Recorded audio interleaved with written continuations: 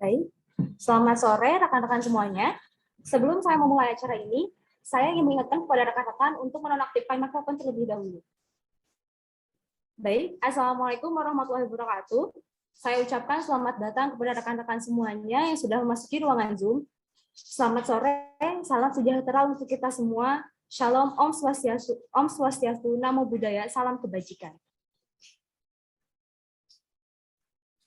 Yang terhormat, Dekan Universitas Proklamasi 45 Yogyakarta, Bapak Wahyu Widiantoro, MPC, Bapak Pembina Himpunan Mahasiswa Psikologi Universitas Proklamasi 45 Yogyakarta, Bapak Amin Al-Adib, SPC,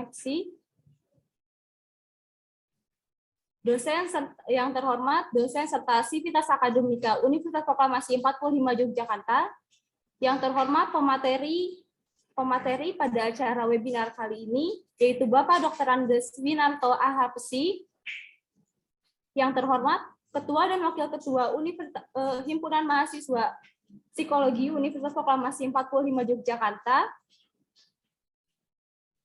yang terhormat penanggung jawab webinar pada acara hari ini, yaitu Meli Kistiropik, serta segenap pengurus HIMAPSI dan rekan peserta webinar hari ini yang berbahagia. Alhamdulillah, puji syukur kita panjatkan kepada Tuhan Yang Maha Esa, karena berkat rahmat dan karunia-Nya, kita dapat berkumpul bersama-sama dalam acara webinar yang diselenggarakan oleh Universitas Proklamasi 45 Yogyakarta bersama Himpunan Mahasiswa Psikologi Universitas Proklamasi 45 Yogyakarta yang berjudul Jiwa dalam Perspektif Psikologi Islam, mewujudkan kepribadian sebagai insan kamil. Terima kasih kepada rekan-rekan semua yang telah berkesempatan hadir pada acara webinar kali ini. Meski webinar ini harus dilaksanakan secara online, semoga bisa mengurangi semangat dan antusias dari rekan-rekan semua dalam menimba ilmu dari narasumber yang luar biasa dan tentunya berkompeten. Sebelum memulai acara, perkenalkan saya Novia Zahra Zakia, selaku MC pada acara webinar hari ini, untuk membacakan susunan acara terlebih dahulu. Acara pertama, yaitu pembukaan. Acara kedua, menyanyikan lagu Indonesia 45 Yogyakarta. Yang ketiga, sambutan oleh Dekan Universitas Proklamasi 45 Yogyakarta. Yang keempat, pemaparan materi oleh panelis sekaligus diskusi dan tanya jawab yang akan dipandu oleh moderator. Yang kelima, sesi foto, dan keenam, sesi penutup. Untuk membuka acara pada sore hari ini, agar dapat terlaksana dengan lancar serta dipenuhi dengan keberkahan, marilah kita bersama-sama memulai dengan membaca doa sesuai dengan agama dan kepercayaan masing-masing. Berdoa dimulai.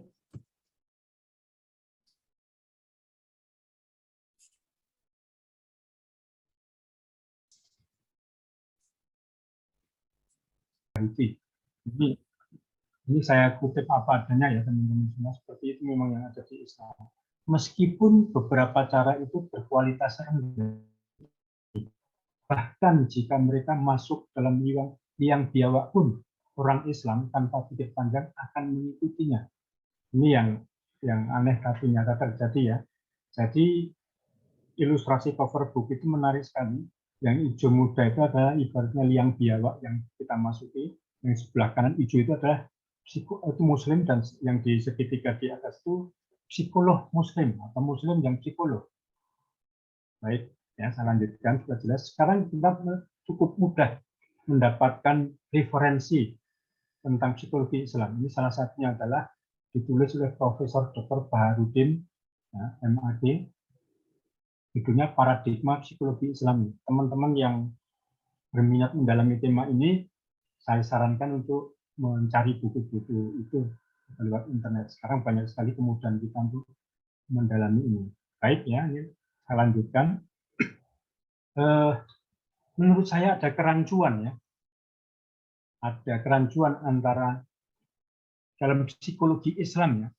Psikologi itu adalah logi atau logos, ya, atau ilmu pengetahuan yang dibangun dengan dasar epistemologi Barat yang relatif non-Islam. Ya. Keberangkatannya dari ketidakpercayaan. ilmu ya. Ilmu yang logos itu kan berangkat dari ketidakpercayaan. Yang artinya teori-teori baru dianggap benar dan bisa diterima apabila sudah terbukti secara tanda kutip ilmiah. Yang dimaksud ilmiah adalah ditempuh dengan metode-metode tertentu seperti eksperimen, penelitian kuantitatif dan sebagainya. Teman-teman yang sudah masuk ke dekat ke skripsi akan memahami lebih baik ilmiah itu. Sedangkan ilmu yang dimaksud dalam Islam adalah pengetahuan yang didasarkan pada wahyu Allah yang mutlak diyakini kebenarannya. Jadi harus berangkat dari keyakinan. Sementara logos itu berangkat dari ketidakpercayaan, kemudian mempelajari meneliti. Nah, dengan segala keterbatasan saya hanya bisa bertanya-tanya dalam ini.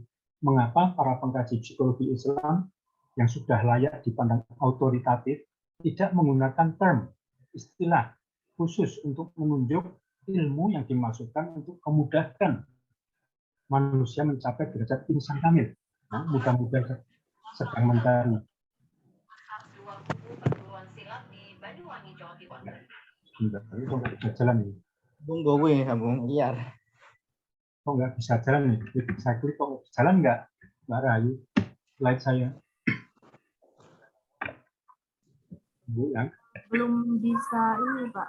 Masih. Kenapa nih kok nggak jalan ya? Baik, sambil menunggu kok nggak jalannya.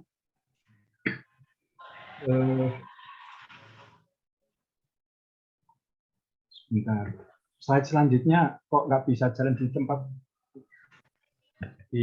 Mbak Ayu sudah nggak jalan.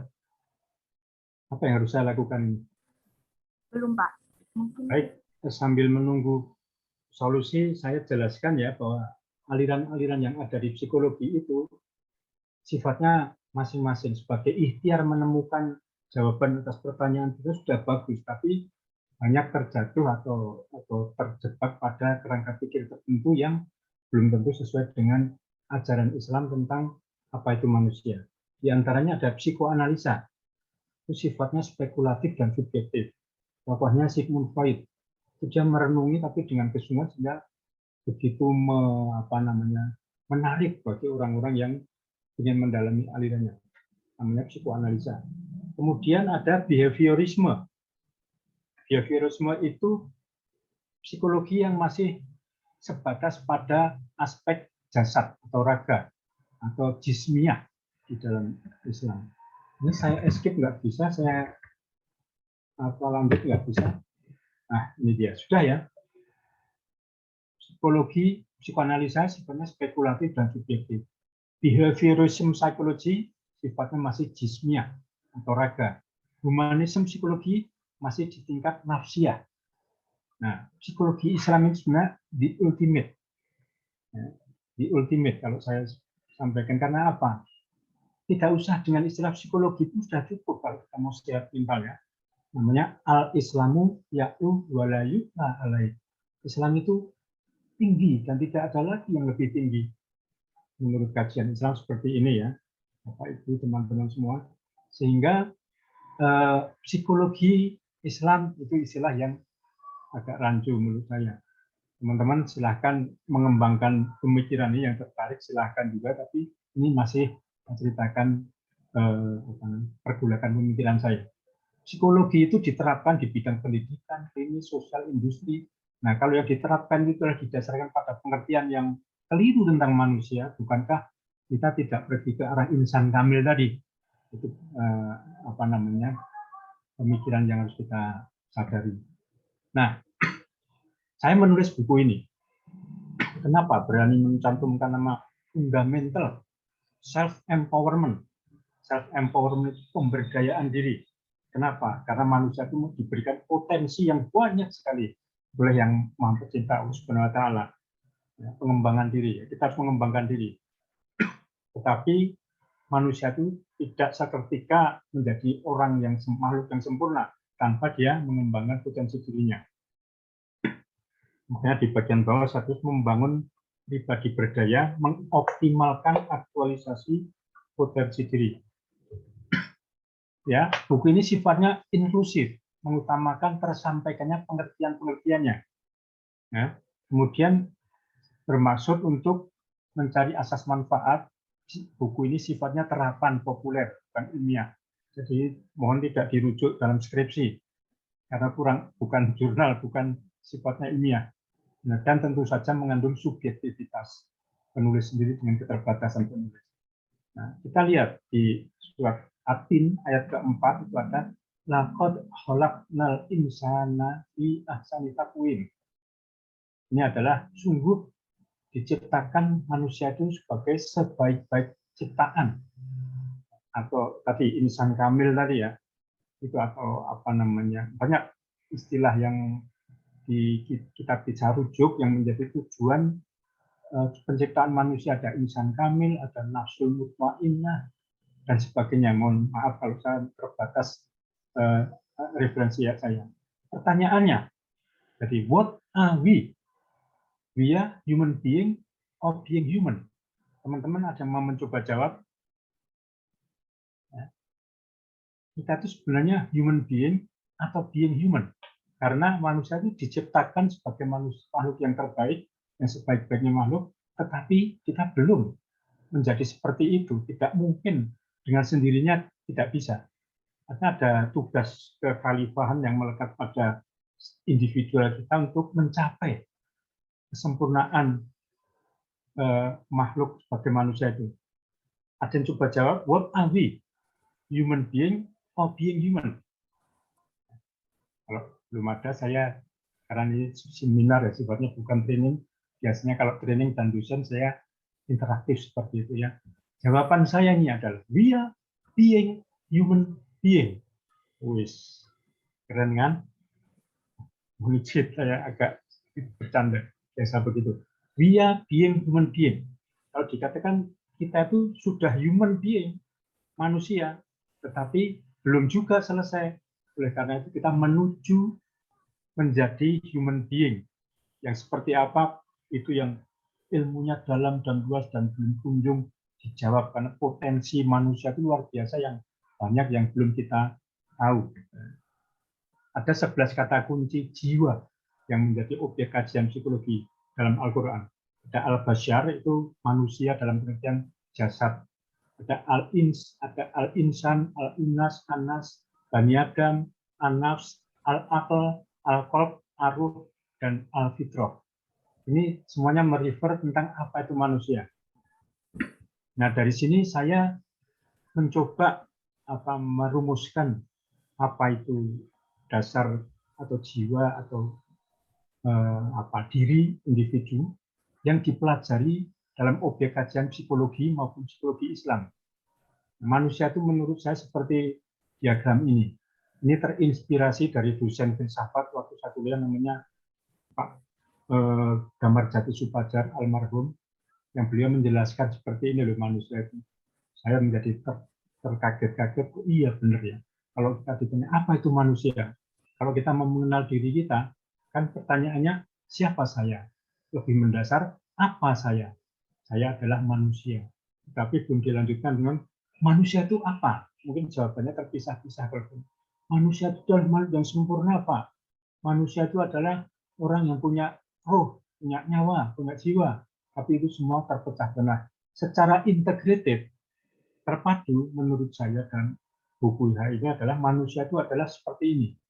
Intinya ada unsurnya, ada jismiyah sebagai benda mati, karena kita ini, tubuh kita ini terdiri dari unsur-unsur kimia dan fisika ya. Unsur kimia benda mati, ada karbon, ada hidrogen, dan sifat dari benda mati dalam tubuh kita juga berlaku. Misalnya kita ngebut tidak pakai helm di jalan yang ramai, jalannya zigzag, itu orang belum mengenal dirinya sendiri sebagai manusia yang badannya terdiri dari benda mati yang bisa hancur kena aspal kalau kepalanya jatuh di jalan.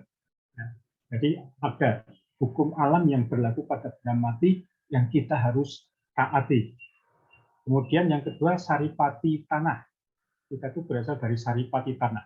Kemudian kita itu juga makhluk seperti halnya tumbuhan. Tumbuhan itu butuh air, bergerak, dan berkembang biak. Kemudian kita juga seperti hewan. Hewan itu tumbuh, bergerak, butuh makan, punya nafsu, nafsu seks, nafsu makan, dan punya insting. Itu kalau kita belajar psikologi yang sifatnya behaviorisme itu masih di ranah yang kiri ini, masih di tingkat manusia sebagai makhluk yang berraga. Nah, yang lebih tinggi apa? Manusia adalah makhluknya nafsiyah. Di dalam nafsiyah itu ada atau rohani. Surat menyatakan rohaniyah atau spiritual. Ya, spiritual itu masih belum mencapai roh, karena roh itu bukan wilayah kajian kita.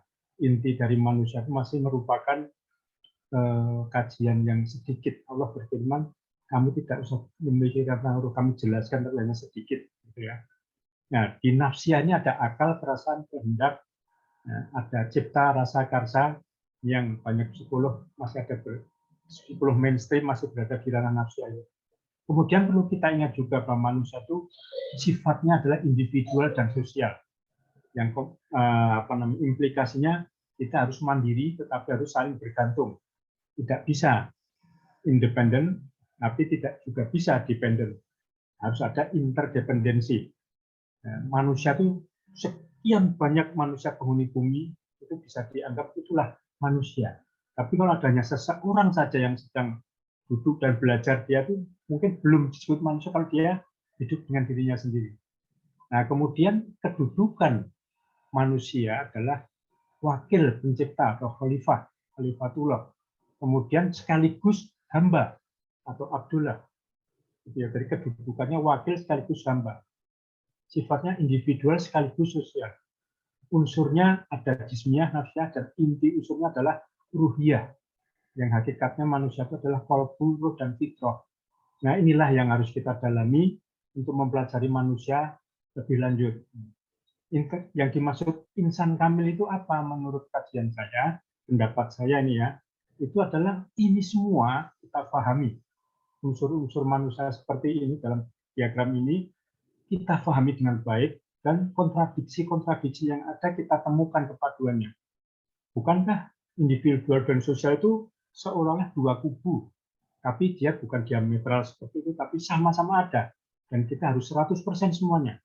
Nafsiyah dan jismiyah harus kita santuni kebutuhan kita pengembangan dalam nafsiyah dan jismiyah. Bukan 50-50 ya, seimbang itu bukan 50-50, tapi semuanya 100%. Jadi manusia itu, kalau zaman sekarang dikatakan manusia itu makhluk material dan makhluk spiritual.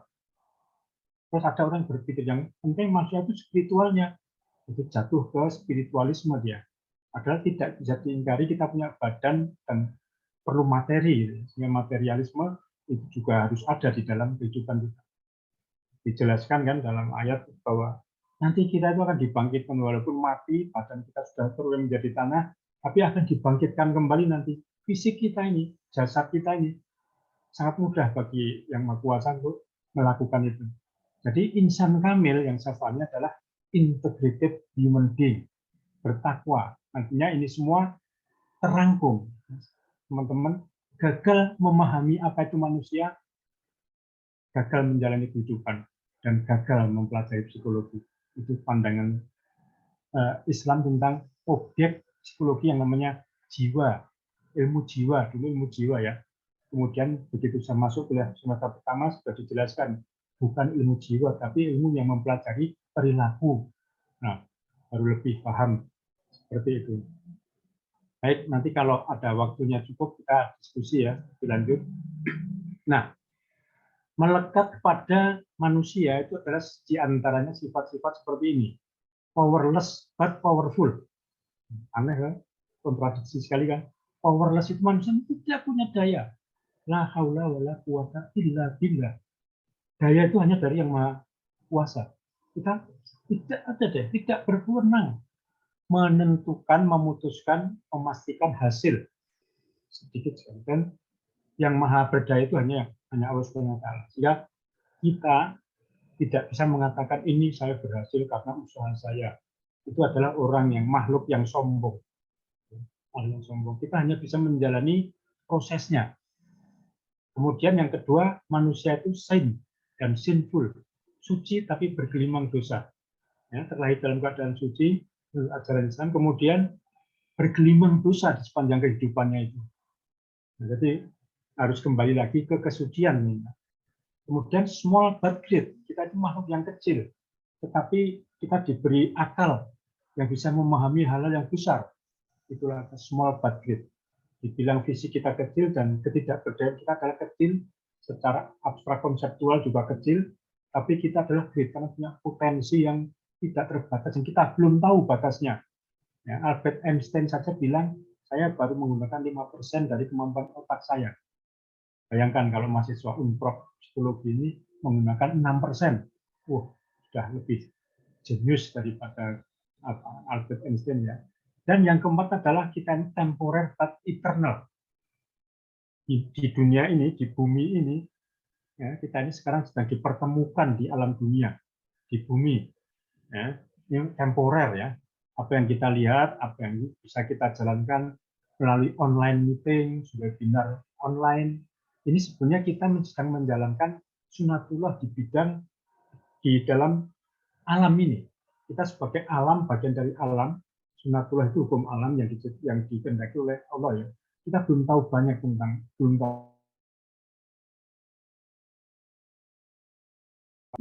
Nah, kita itu temporer, sekarang hidup di bintang, sebenarnya kita eternal, abadi. Hidup kita itu dulu sudah ada di alam ruh, kemudian ditanyakan, man robuka, siapa Tuhanmu? Mengakui Allah Tuhannya, dia dilahirkan. Kalau waktu itu kita tidak mengalami, tidak menjawab dengan tidak, saya tidak mengakui Engkau Tuhan, tidak dilahirkan ke dunia ini.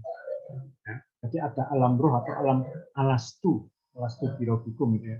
Kemudian pindah kita ke alam rahim. Kapan pindahnya ke alam rahim? Ketika janin mulai bernyawa. Nah, itu kita ditiupkan roh Allah. Nah, kemudian 9 bulan lahir di dunia. Nah, sekarang ini kita di alam dunia yang sifatnya sementara. Ya, 60 tahun, 70 tahun, 80 tahun, atau ya yang masih bayi bisa meninggal, yang sudah tua tidak kunjung meninggal juga ada. Kemudian dari dunia kita akan pindah nanti ke alam barzakh, alam mahsyar dan alam akhirat. Ini ada sedikit yang saya ingin bagi ini. Ada aliran agama tertentu yang menjelaskan bahwa manusia dan Allah itu tunggal, tidak terpisahkan. Ya, dalam istilah Jawa manunggaling kawula Gusti. Saya bingung sekali waktu itu mencari jawab.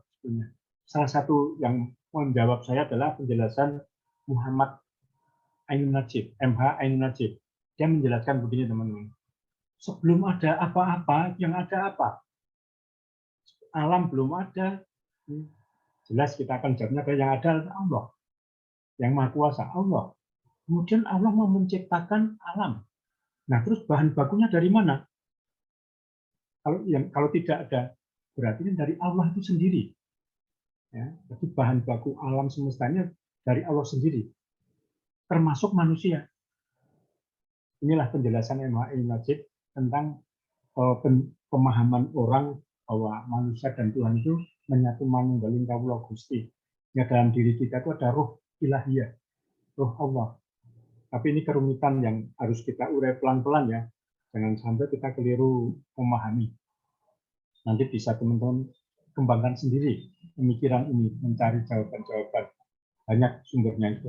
Nah, ini dalam menjalani kehidupan, ya, psikologi mainstream kita pakai sebagai technical support. Technical support. Tidak perlu juga kita terus antipati, skeptis terhadap psikologi yang dikembangkan, yang dipelajari oleh orang-orang itu. Ya, psikologi mainstream itu merupakan technical support yang sangat berguna untuk kita lakukan, misalnya tentang kaidah kerja otak, how our brain works. Itu akan memudahkan kita nanti mempelajari komunikasi, ya, kemudian berinteraksi dengan orang lain, mempelajari biologi, kita akan bisa menjaga fisik kita. Nah, tetapi ya, yang namanya technical support psikologi mainstream itu harus disortir. Apakah sejalan dengan pengertian manusia berdasarkan Islam? Nih, saya ingat dulu ada Abraham Maslow itu menjelaskan teori hierarki kebutuhan. Ada fisiologi, sandang pangan papan, di atasnya rasa aman, di atasnya kebutuhan sosial, di atasnya adalah kebutuhan prestis, dan puncak kebutuhan tertinggi manusia adalah aktualisasi diri. Ini di-refer banyak orang dan luar biasa dipakai untuk mendasarkan pengajian manusia. Tetapi ini coba kita lihat, ada orang yang kebutuhan sandang pangan papannya belum terpenuhi, tapi sudah mengaktualisasikan dirinya, apakah mencipta musik, mencipta lagu, kemudian mendalami filsafat. Nah, akibatnya ya tidak imbang dalam hidupnya.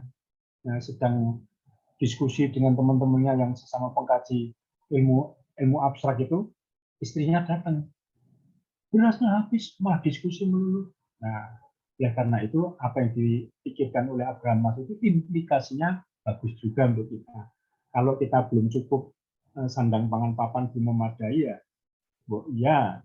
nggak usah pakai jam Rolex, jam cukup pakai komputer saja atau di handphone saja.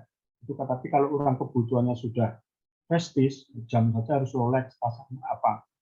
Dan kita jangan sampai terjebak punya mobil, punya rumah, itu bukan tujuan tapi ukuran dari ikhtiar kita, dan jangan sampai terjebak terus di situ. Ada orang yang punya mobil banyak, rumah banyak, tapi pikirannya masih sandang pangan papan terus yang dicari, sehingga dia tidak kunjung menjalani hidupnya sebagai manusia, dan itu masih merupakan sarana. Kalau kebutuhan hidup manusia itu hanyalah ekonomi, nah terlalu simpel, cepat selesai gitu ya, nggak usah kuliah psikologi, dagang saja. Tapi manusia dimaksudkan tidak untuk hanya itu. Nah, ini diagram rumah ini kreasi saya sendiri supaya bisa diterapkan dalam menjalani kehidupan. Fondasinya adalah potensi manusiawi yang kita cari jawabnya dengan mempertanyakan 5W 1H human. What, why, when, where, who, and how to be me as human berdasarkan kajian definisi kitab yang kita percaya di kitab Al-Quran.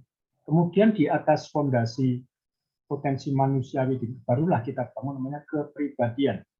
Kepribadian ini menurut saya adalah kombinasi integrasi dari berbagai macam unsur. Ada budaya, ada sifat, watak, dasar, ada nilai-nilai yang kita yakini, ada bakat, ada minat yang banyak dimudahkan kita dengan psikologi kognitif. Itu adalah kepribadian. Jadi potensi manusiawi kita kenali, kemudian seluruhnya kepribadian kita bangun. Kemudian ada 4 pilar. Pilar pertamanya adalah kesehatan mental, pilar kedua adalah kompetensi keras. Kita harus mempunyai keahlian di bidang yang kita tekuni, mungkin. Yang ahli teknik sipil, yang ahli bangunan, ahli kimia, silahkan. Itu semuanya dikembangkan di pilar kedua. Kemudian pilar ketiga apa? Kompetensi lunak, soft skill atau soft kompetensi yang menunjang kita bisa melakukan keahlian kita. Apa itu kompetensi lunak? Itu adalah soft skill, kemampuan berinteraksi dengan sesama, mengendalikan emosi, mengendalikan jiwa, matang, kepribadian itu sendiri itu adalah kompetensi lunak. Kemudian pilar keempat apa? Perilaku prestasi. Perilaku prestasi yang banyak kita kenali dari teorinya David McClelland ya. Need for achievement. Tapi sekali lagi, mari kita kritis. Need for achievement itu dasarnya apa? Karena manusia sebagai makhluk yang masih sifatnya sesungguhnya. Kalau dalam Islam disebutkan bahwa motivasi terbesar itu adalah ingat Allah, semata-mata beribadah. Nah, sekali lagi kita jangan skeptis terhadap psikologi mainstream. Usaha David McClelland menjelaskan tentang need for achievement luar biasa memudahkan kita untuk mencapai target-target dalam kehidupan, berprestasi, memajukan diri menjadi makhluk yang layaknya bermasyarakat dan menjalani hidup ini. Kemudian ada pasak. Pasak itu adalah target antara 5 tahun yang akan datang menjadi apa, bukan hanya dalam hal material ya, dalam hal pengembangan individu spiritual kita. Kapan menunaikan ibadah haji, itu harus kita rancang di pasak ini. Kemudian atapnya apa? Inilah yang penting juga. Atapnya adalah visi, misi, prinsip, dan nilai. Visi itu pandangan jauh ke depan. Apa? Ultimate end of hidup kita ini harus kita punya rumusan yang benar dan kita yakini benar ya. Kalau dalam Islam, visi itu tidak lain adalah hidup bahagia di surga. Itu visi yang tidak bisa ditawar. Ya, dengan mengenali visi itu, perilaku kita terarah. Bagaimana Mbak Ayu, masih ada waktunya? Waktunya 5 menit lagi, Bapak. Baik, terima kasih. Visi ya, kita harus capai. Visi itu harus kita sadari apa visi terpenting dalam hidup kita. Kemudian misi. Misi itu adalah pilihan bidang hidup kita mau kita curahkan di mana, di pendidikan, atau menjadi tentara, menjadi pedagang, menjadi pendidik, itu semuanya dilaksanakan dalam rangka motivasi beribadah. Kemudian prinsip. Prinsip itu apa? Prinsip adalah sesuatu yang tidak bisa dilanggar. Kalau dilanggar bisa, tapi orangnya hancur. Contoh begini teman-teman, kita sama-sama dalam satu bis, lapar ya. Kemudian saya tawarkan, teman-teman, ayo kita cari makan. Oh iya, ayo. Mau cari yang mudah, yang murah, yang dekat, apa yang enak. Macam-macam kan orang. Yang dekat aja deh. Oke, begitu maju sedikit bis perjalanan kita tuh sebelah kiri jalan ada rumah makan. Tapi ternyata yang dijual makanan yang haram. Apakah kita mau belok ke situ? Oh ya jangan yang ini. Yang lain saja jauh dikit nggak apa-apa. Itu artinya prinsip halal haram dalam diri kita tidak bisa dilanggar. Tetapi masalah nilai, jauh, dekat, murah, mahal, enak, tidak enak, itu nilai-nilai saja yang kita masih bisa pertukar tempat. Nih, saya ingatkan teman-teman, banyak orang keliru mengatakan mana yang prinsip, mana yang nilai.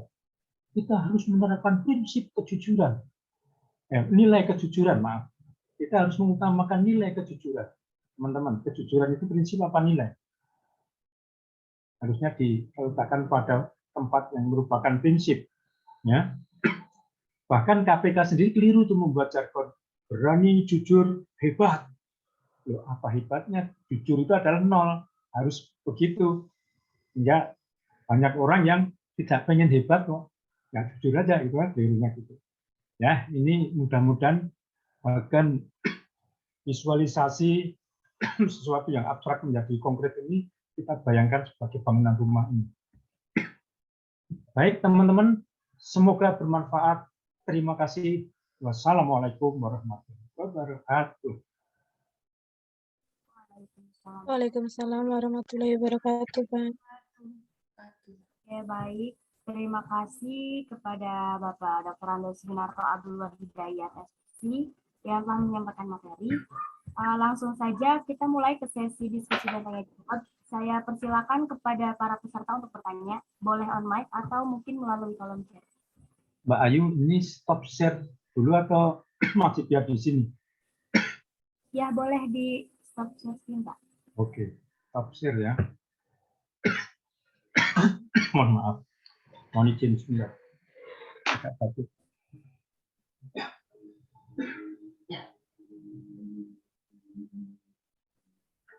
Baik, kepada para peserta yang mau bertanya, silakan. Ya.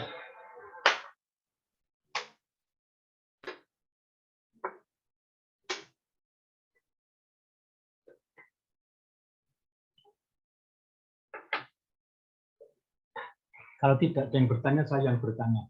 Boleh ya? Apa yang teman-teman tangkap dari apa yang saya paparkan tadi, apa yang saya sampaikan tadi? Ya, silakan. Ada yang mau menjawab atau mungkin punya ide berbeda, pengertian yang berbeda atau apa menjelaskan pendapatnya?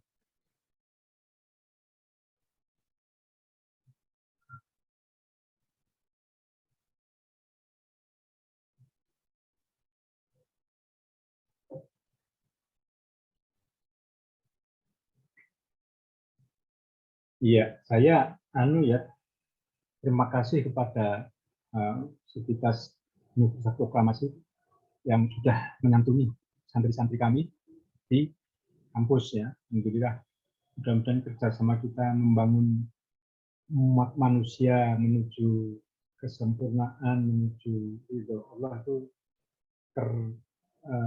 mendapat barokah dari kerjasama ini. Selama ini kami sering memohon bantuan dari UNPROK untuk memfasilitasi mahasiswa-mahasiswa yang diantaranya merupakan santri dari Badan Wakaf untuk Mahasiswa di Mekces namanya Madrasah Mahasiswa Muamalat. Kalau saya sendiri tinggalnya di Bekasi, saat ini juga di Bekasi. Saya bicara di Bekasi luar biasa ya. Kemudahan internet ini membuat kita menjadi bisa bertemu di manapun. Baik, silahkan yang mau bertanya. Atau ada yang bertanya di kolom chat, Mbak Rayu?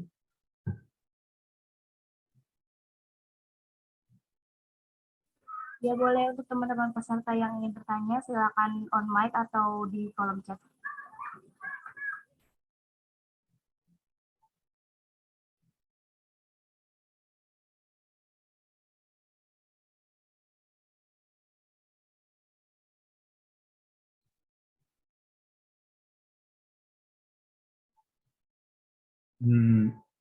Apakah penjelasan saya membuat jadi bingung? Baik, kalau teman-teman mau mendalami lagi, silahkan banyak sumbernya. Dan authoritative resource-nya lebih dari apa yang saya sampaikan tadi. Ada Pak Bagus Riono di UGM, ada Pak Fuad Nasori di UI, dan teman-teman semua mereka itu ya.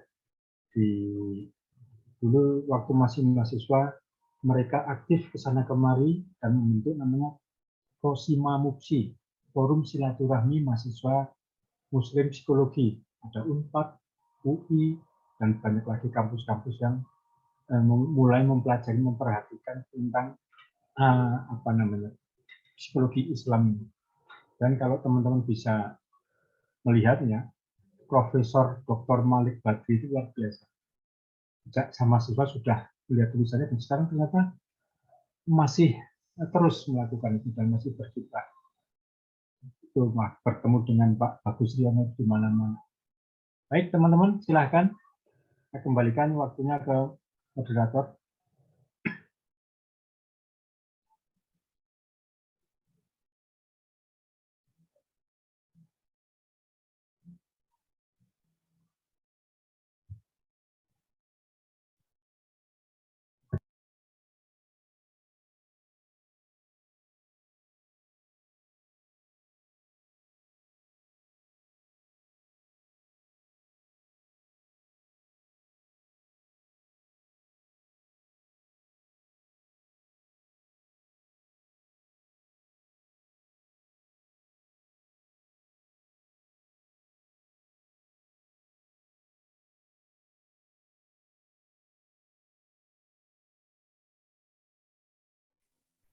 Ya, Robertus Subansanga, apakah mau bertanya?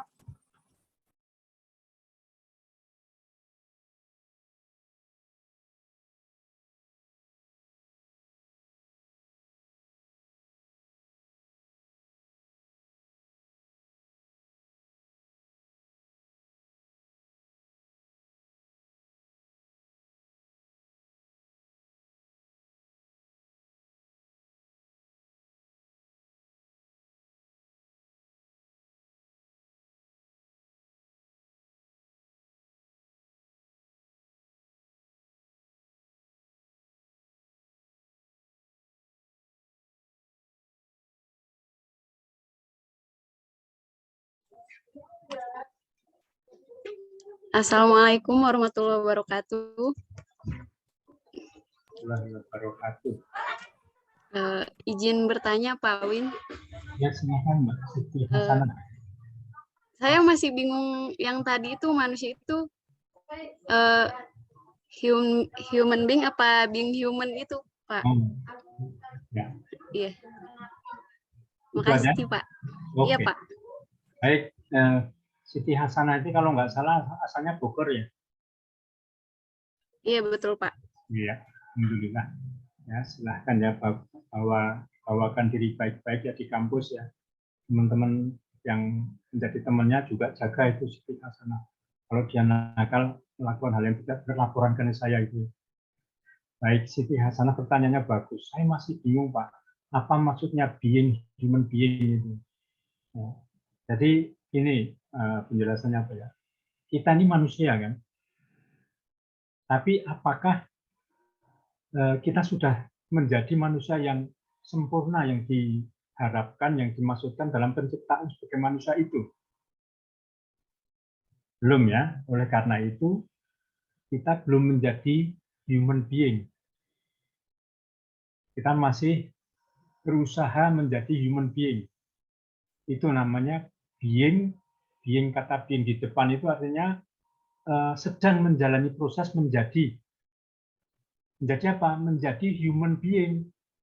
Jadi ini terkandung dua pengertian yang luar biasa, yang aneh gitu ya, yang sekaligus itu ya.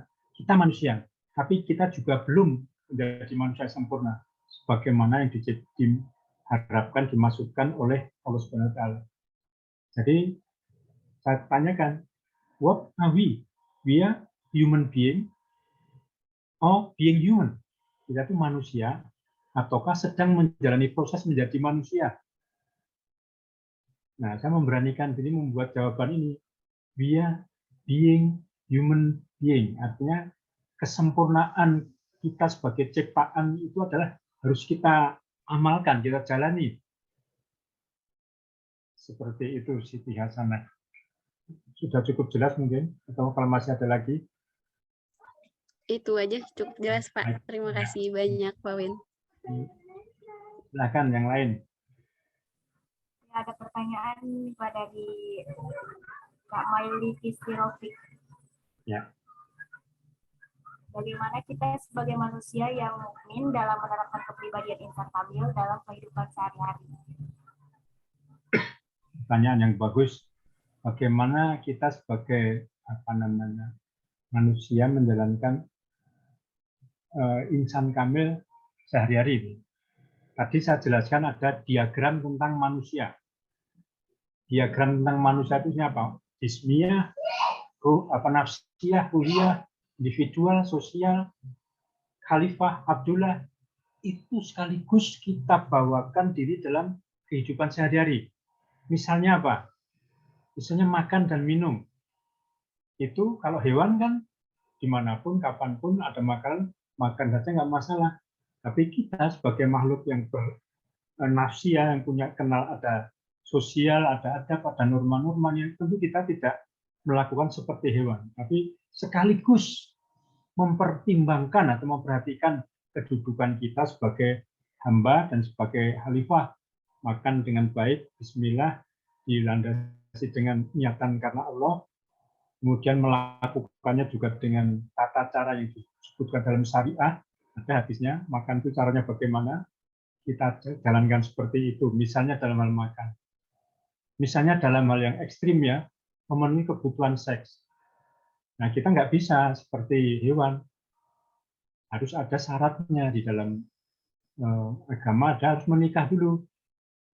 Gitu kan? Menikah dulu sehingga harus sah, boleh melaksanakan hubungan seks, hubungan kebutuhan seks itu ya. Seperti itu. Jadi dalam menjalani kehidupan sehari-hari, seorang yang sedang berniat menjadi insan kamil itu mempertimbangkan semua aspek kemanusiaan dalam dirinya. Yang dia terdiri dari seperti benda mati, butuh tempat kan. Ya, bisa kita juga memelihara kebersihan.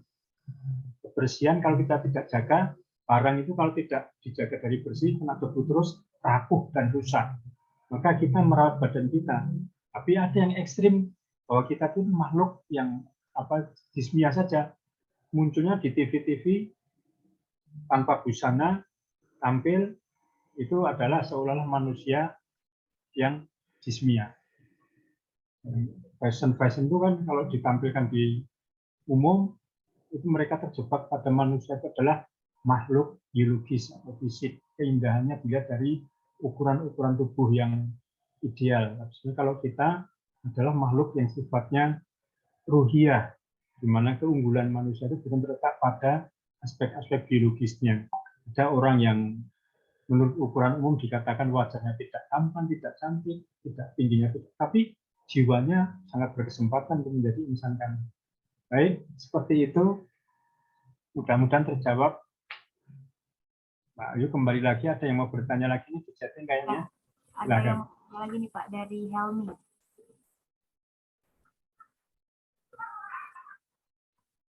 Dibacakan pertanyaannya. Ini kayaknya Helmi. Dari Mas Helmi atau Pak Helmi? Mas Helmi dari Universitas Proklamasi 45. Ya. Kadangkala kita dihadapkan pada suatu kondisi di mana ilmu psikologi berseberangan dengan ilmu Islam. Contohnya, saat orang mengalami kesurupan, menurut psikologi itu terjadi karena penumpukan emosi dan terjadi histeria atau abreaksi. Dan penyembuhan secara terapi. Dan menurut ustadz-ustadz atau tokoh agama Islam di kampung, itu terjadi karena adanya jin yang masuk atau bersarang dalam tubuh orang kesurupan tersebut. Bagaimana kita sebagai mahasiswa psikologi menyikapi hal tersebut? Pertanyaan yang luar biasa, bagus sekali. Ini contoh persoalan konkret yang kita hadapi sebagai psikolog. Ya. Jawaban sementara saya ya, Mas Helmi ya, saya tidak mengatakan jawaban saya ini adalah paripurna atau tuntas atau inilah jawaban yang benar, bukan. Tetapi menurut saya memang manusia itu kan sebagai makhluk itu juga mempunyai unsur yang sama dengan berbagai unsur yang dimiliki makhluk lain.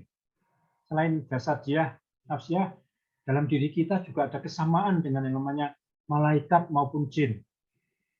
Sehingga ada sifat gaibnya juga kita ini. Itulah. Kemudian apa yang terjadi ketika ahli agama menjelaskan itu karena kerasukan jin, dan orang psikologi menjelaskan itu adalah karena histeria. Mari kita masuk wilayah kajian yang disebut metafisik. Nah, metafisik, kita jangan terjebak di kajian yang sifatnya terlihat saja, tapi metafisik ini tidak kasat mata, tapi membuat kita paham apa yang sebenarnya terjadi. Kalau dijelaskan secara teori saya duga begini, Mas Saudara Helmi ya. Yang namanya jin itu bisa merasuk ke dalam diri manusia. Bisa kesurupan itu ada, benar itu.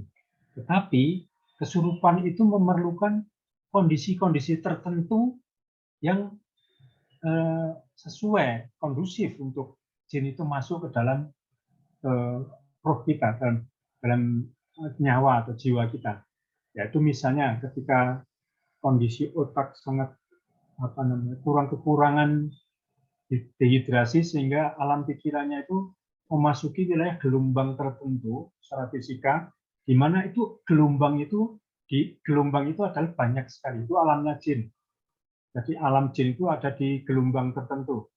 Kalau kita mau memasuki wilayah jin, kita harus memasuki ke gelombang pikiran atau gelombang jiwa, ya. Gelombang frekuensi atau gelombang itu ya.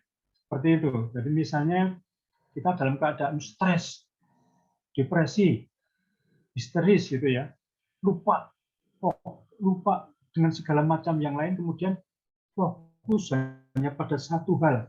Nah, kondisi seperti itu mudah dimasuki oleh makhluk lain. Nah, ahli agama tidak salah, itu ada. Ahli psikologi juga mempunyai solusi, sehingga caranya bagaimana? Kasih minum, diajak berpikir, ajak sadar, sehingga gangguan itu bisa diatasi. Makanya itu ada yang bukan berseberangan, sebenarnya kurang lengkap saja.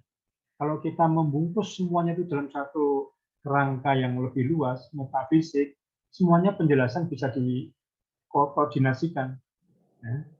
Di rumah sakit kan kemudian disuntik oleh psikiater ya, ahli kedokteran jiwa. Psikiater bukan psikolog. Psikiater itu ahli kedokteran jiwa. Jalurnya melalui kuliah di fakultas kedokteran, kemudian ambil jurusan khusus namanya psikiatri. Mereka jadi psikiater, berhak untuk menyuntik dan sebagainya. Kalau psikolog tidak. Nah, kalau solusi dari dokter jiwa kan disuntik dengan cairan tertentu sehingga kondisi otaknya memungkinkan untuk rileks. Dengan adanya obat-obat penenang rileks, kemudian kondisi yang lebih nyaman, tidak kondusif bagi makhluk dari alam gaib lain untuk memasuki wilayah kita. Seperti itu kalau yang saya pahami, Mas Helmi. Kalau mau tampil juga dialog langsung dengan senang hati. Ini pertanyaan bagus ini.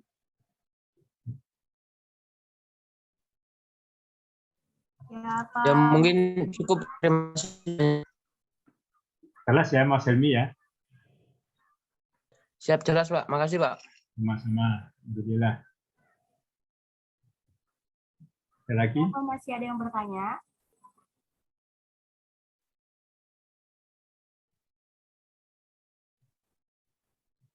Seperti fenomena seni tradisional itu, Mas Helmi.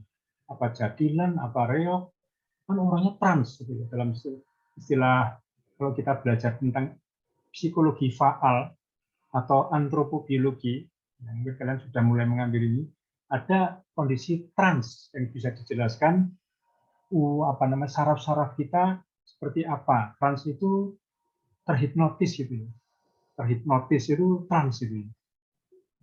Tidak sadar lalu fokus pada satu pikiran sehingga hal lain tidak bisa dipahami lagi. Otaknya ada gelombang alfa kalau penjelasan kognitif dan psikologi itu ya. Jadi otak kita itu ada rileks atau waspada, itu memasuki gelombang-gelombang berkeluarga alfa, beta, delta itu dikaji ya. Ada yang mempelajari neuroscience itu ya. Baik, silahkan kalau masih ada. Mumpung saya belum berbicara. Memang besok mau ke Jakarta Timur. Silahkan rileks saja.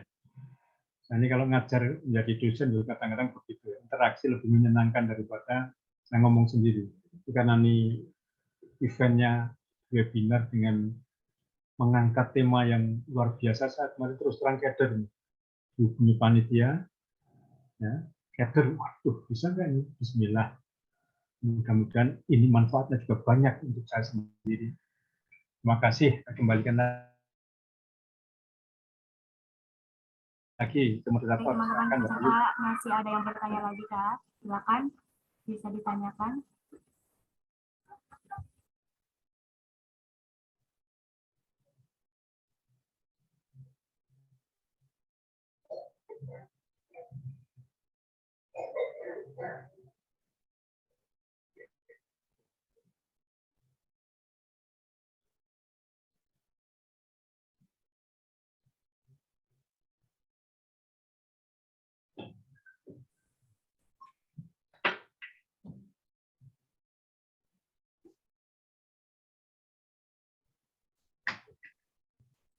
Baik, mungkin dari saya sendiri ya Pak ingin bertanya mengenai bagaimana manusia itu bisa mencapai derajat yang sebagai insan kamil gitu Pak. Bisa diperjelas lagi gitu biar lebih tahu. Ya, kalau kita bagaimana caranya menjadi insan kamil, saya balik bertanya dulu Mbak Ayu, siapa sosok yang bisa dimodel? Yang disebut insan kamil itu siapa? Ada contoh yang bisa Mbak Ayu sampaikan? Ya, kalau kita belajar psikologi itu ada tentang konsep diri ya. Konsep diri itu isinya self-ideal, self-image, dan self-esteem. Tiga ini. Ideal itu seperti apa, kemudian citra diri kita seperti apa, dan rasa harga diri kita seperti apa. Insan kamil itu kita tuju bisa mengembangkan self-ideal kita dulu. Diri ideal itu adalah diri yang kita inginkan, kita ingin menjadi seperti apa. Itu adalah diri ideal. Kalau kita belajarnya dari self-concept ya, konsep diri. Nah, sebagai seorang muslim, itu idola kita harusnya siapa? Contoh sosok insan kamil itu siapa? Kita pelajari dulu, ada enggak? Nah, banyak anak muda milenial yang belum jelas idolanya siapa, masih mencari identitas diri. Nah, dalam Islam sudah dijelaskan, ya, insan kamil para rasul. Para rasul itu sudah teruji. Maka kalau kita belajar psikologi perilaku dari seperti apa harusnya sirah nabawiyah, sejarah-sejarah para nabi, itu yang harus kita refer sebagai pembimbing kita menjadi insan kamil. Karena kalau tidak, siapa idola kalian? Yang disebut tokoh-tokoh, bahkan bintang film, artis. Nah, ini keliru kalau kita sudah menyadari apa itu insan kamil. Idola kita adalah mereka yang layak kita contoh. Rasulullah itu yang luar biasa, tidak ada tawar-menawar lagi kalau kita sebagai muslim idola kita siapa? Rasulullah. Kita harus berusaha menjadi seperti Rasul. Insan kamil bukan orang yang menyepi di gunung bertapa, tidak. Dalam kehidupan sehari kita jalani. Orang melihatnya sebagai manusia biasa saja. Tetapi kita tuh menjadi makhluk yang kaya. Kaya itu jiwa, bukan materi. Kaya materi boleh, bagus, tapi harus barengi dengan kaya jiwa, spiritual, ruhiyah. Nah, itu kalau kita mau belajar menjadi insan kamil, pahami juga konsep atau pengertian yang ditawarkan oleh tasawuf, hidup sufi. Hidup sufi itu tidak harus miskin, tetapi harta hanya ada di tangannya, bukan di jiwanya. Nah, ada sedikit cerita yang pernah saya dengar. Ada seorang pengkaji ilmu tasawuf ya, berguru pada seorang guru. Kemudian lama berguru, akhirnya si guru itu menyatakan, kamu sudah lulus dari ilmu saya. Sekarang saya tunjukkan kepada guru saya. Ternyata si guru ini, yang tadinya guru biasa ini, dia tasawuf menjalani hidup sederhana, zuhud, tanpa materi, tanpa cinta dunia. Kemudian dia menunjukkan gurunya dia siapa. Datang ke suatu tempat di kota, ada orang yang rumahnya, gedungnya mewah banyak, dia bilang ini guru saya. Kaget kan si murid itu, artinya apa?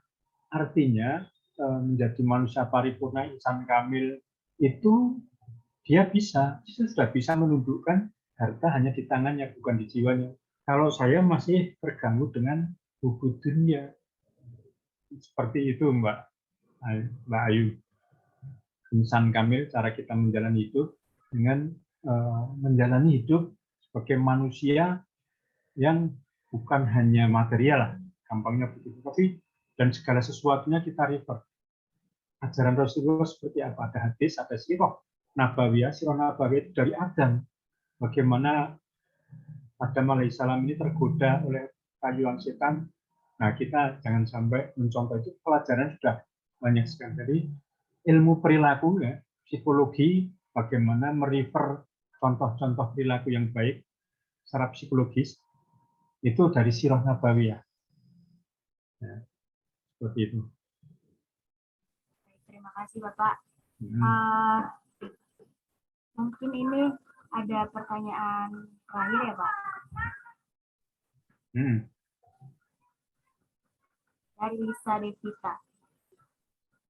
Izin bertanya, tadi Bapak menjelaskan mengenai 4 pilar. Nah, pertanyaan saya, bagaimana kita itu bisa berfokus kepada keempat pilar tersebut? Berfokus pada 4 pilar tersebut. Ya, 4 pilar ini yang harus kita tegakkan dalam kehidupan sehari-hari ya. Maksudnya berfokus itu supaya tidak mengabaikan itu ya 4 pilar. Pertama, kesehatan mental. Ya, kita harus berupaya dengan sengaja, dengan sadar. Itu nanti ada pelatihannya sendiri tuh Mbak Ayu. Saya punya pelatihan fundamental self empowerment, waktunya minimal 1 hari dari pagi sampai sore. Isinya salah satunya adalah bagaimana kita menjadi mental kita sehat. Yaitu dengan bersikap proaktif dan berpikir positif. Yang kedua, menguasai keahlian di bidang tertentu. Kalian lebih tahu. Yang kalian pelajari apa? Fisika, biologi, kimia, silahkan. Itu panah kalian mendalami ilmu yang dimaksudkan. Yang ketiga, pilar ketiga adalah soft competence. Atau kompetensi 5. Kemampuan berinteraksi, mengendalikan emosi, berhubungan sosial. Caranya tidak lain hanya dengan praktek. Terus-menerus diasah kemampuan untuk berinteraksi dengan orang lain, kemampuan untuk mengendalikan diri, untuk berdewasa. Gitu ya. Kemudian pilar kelima apa? Berperilaku prestasi. Prestasi itu bisa kalian bisa mempelajari Need for Achievement-nya David McClellan, tapi jangan semata-mata itu. Kalau kita sudah berniat ini ibadah karena Allah, maka tidak ada lagi yang menghalangi kita untuk berperilaku prestasi, karena yang kita cari semata-mata ridho Allah. Baik, seperti itu jawabannya. Kalau mau ditambahkan langsung, ini siapa yang bertanya? Lisa Devita ya. Ya. Ini Pak, ada pertanyaan terakhir. Dari Kak Rahayu. bagaimana perspektif dejavu dalam psikologi Islam atau spiritualisme? Apakah ada hubungannya dengan scientific psikologi itu, Pak? Benar, saya ingin mendapatkan gambaran yang dimaksud dejavu itu seperti apa. Bisa Mbak Rahayu jelaskan dulu. Segi apanya, Mbak Rahayu? Rahayu, mohon izin bertanya.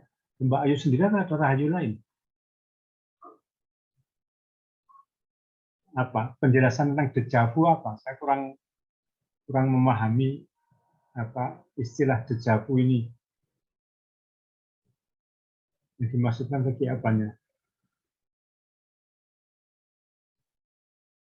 Kalau sifatnya trans, menikmati kenyamanan, tenangan jiwa gitu ya, itu dalam psikologi Islam atau spiritualisme hubungannya secara saintifik adalah kalau kita mempelajari neuroscience, how our brain works, kita bisa mendapatkan ketenangan, kenyamanan, kondisi yang apa namanya, kondisi yang trans itu ya, seperti itu kan maksudnya dejavu.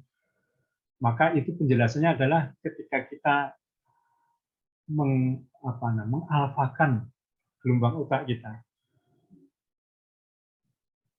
Seperti itu. Yang bertanya sudah terjawab. Bagaimana Kak Rahayu? Sudah terjawab?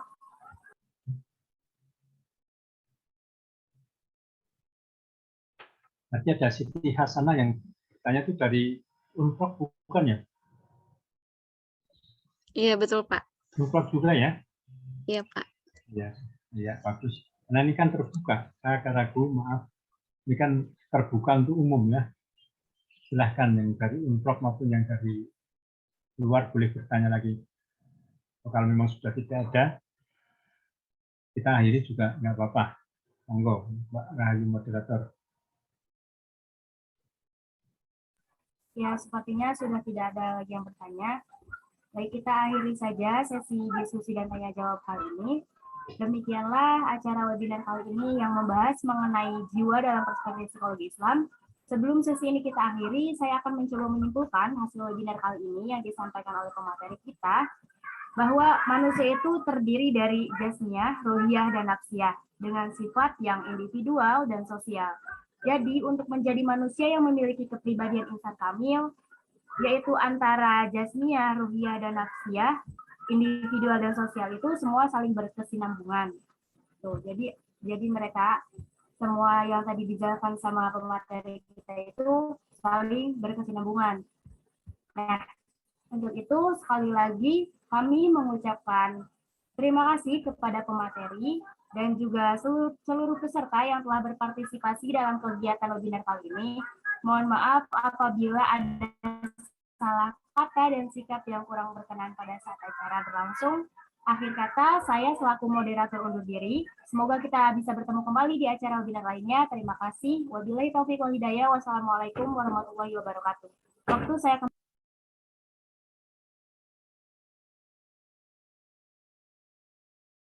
Baik, terima kasih kepada Rahayu. Alhamdulillah kita telah sampai di penghujung acara. Terima kasih banyak saya ucapkan kepada narasumber Bapak Dr. Andes Winarto Ahab, psikolog, dan Rahayu selaku moderator, serta tidak lupa saya ucapkan terima kasih kepada rekan-rekan semuanya yang telah menyimak acara webinar dari awal hingga akhir acara. Semoga ilmu yang kita dapatkan hari ini dari narasumber dapat bermanfaat, membuka wawasan kita semua dan tentunya diaplikasikan dalam kehidupan sehari-hari. Kemudian saya ingin mengingatkan bagi para peserta yang belum mengisi presensi, silakan mengisi presensi terlebih dahulu di link yang sudah disediakan di kolom chat. Dan bagi peserta dimohon untuk mengupload webinar hari ini pada Instagram masing-masing, lalu tag akun Instagram himapsi.up45. Dan sebelumnya saya akan memfoto sekali lagi untuk kebutuhan dokumentasi dimulai dari slide pertama. Untuk slide pertama dipersilakan untuk membuka kameranya.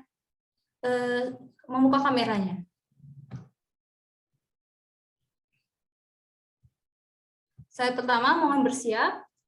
1, 2, 3. Selanjutnya, untuk slide kedua, mohon bersiap untuk membuka kamera. Untuk slide kedua, 1, 2, 3.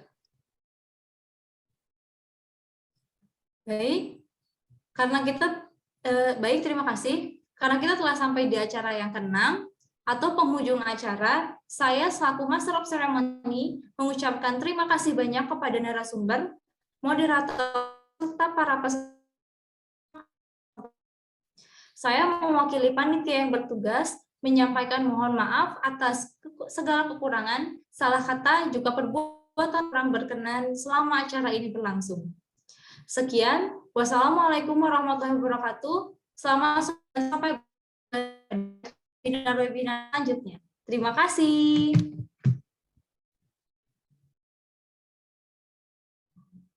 Mbak Zahra,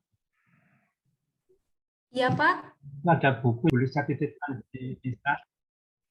Ya, buku saya e-booknya, elektroniknya bisa dibagi nanti.